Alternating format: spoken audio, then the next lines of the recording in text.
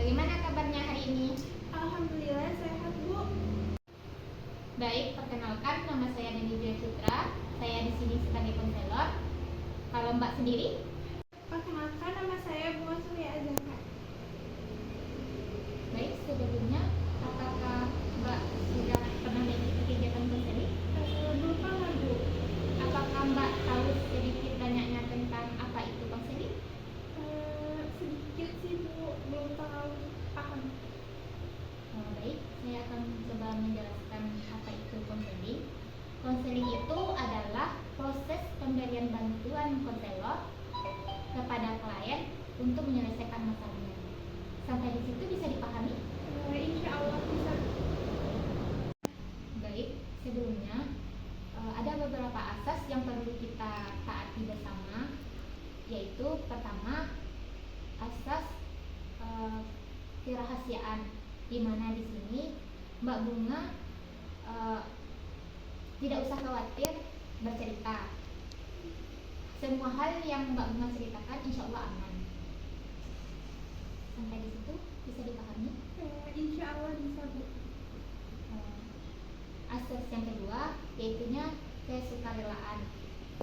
Mbak Bunga datang ke tempat saya atas dasar keinginan diri sendiri atau bagaimana?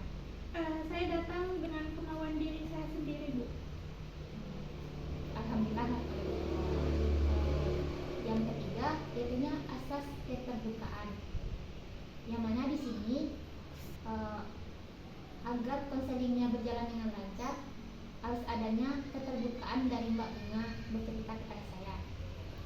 Sampai di situ bisa dipahami? Bisa, Bu. Baik, sebelumnya saya meminta maaf kepada Mbak Bunga, yang mana pada sesi konseling ini untuk waktunya akan saya batasi yaitu 10-15 menit. Apakah cukup? Insya Allah cukup, Bu. Nanti jika ada yang kurang, kita akan ke pertemuan berikutnya. Begitu ya Mbak Bunga?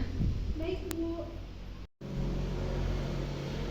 Baik, apakah Mbak Bunga udah bisa menceritakan sekarang apa keluh kesahnya? Insya Allah bisa, Bu. Saya mulai bercerita aja ya, Bu.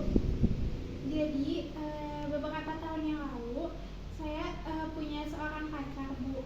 Hubungan kami juga bisa dibilang sangat erat dan baik karena hubungan kami itu selalu saling terbuka, selalu menjaga perasaan satu sama lain, dan dia pun saya kenal orang baik-baik, jadi saya nggak pernah berpikir macam-macam tentang dia. Tapi ada suatu ketika di mana saya lagi main sama teman-teman saya, terus di tempat main itu kita ketemu, Bu, sama pacar saya ini. Saya lihat dia lagi boncengan sama cewek lain, Bu. Di situ saya benar-benar kaget dan nggak nyangka juga ternyata dia ada main ternyata dia ada main di belakang saya, Bu. Di situ saya benar-benar jadi trauma. Oh begitu, berarti Mbak Bunga ini trauma ya. Jadi apakah Mbak Bunga merasa kecewa? Iya, Bu, saya merasa kecewa, apalagi hubungan saya sama dia tuh sudah saling melibatkan keluarga masing-masing, Bu. Keluarga saya sudah diperkenalkan dengan dia dan saya juga sudah dibawa ke keluarganya, jadi sudah saling mengenal. Hubungan kami bisa dikatakan sudah cukup serius, Bu. Jadi seperti itu.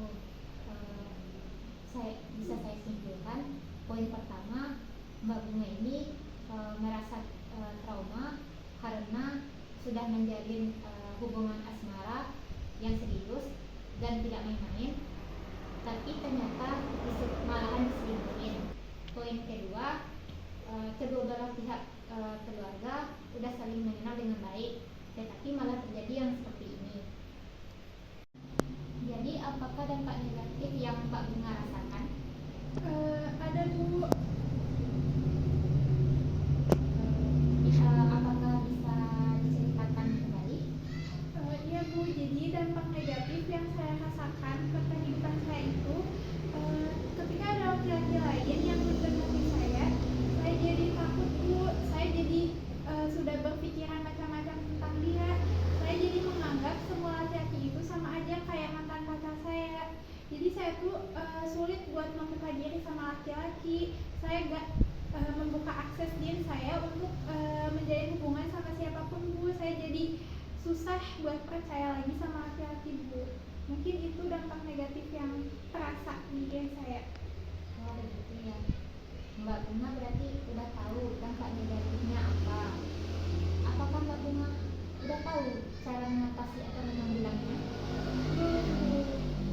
Baik, jadi yang harus Mbak Bunga lakukan yaitu merubah mindsetnya, pola pikir, merubah cara pandang Mbak Bunga terhadap lawan jenis tersebut, dan Mbak Bunga juga bisa membuka lembaran baru, yaitu dengan cara melakukan self counseling, dengan cara membayangkan, mempraktekkan bahwasanya ada yang lebih baik daripada masa lalu dan ada yang lebih serius daripada masa lalu.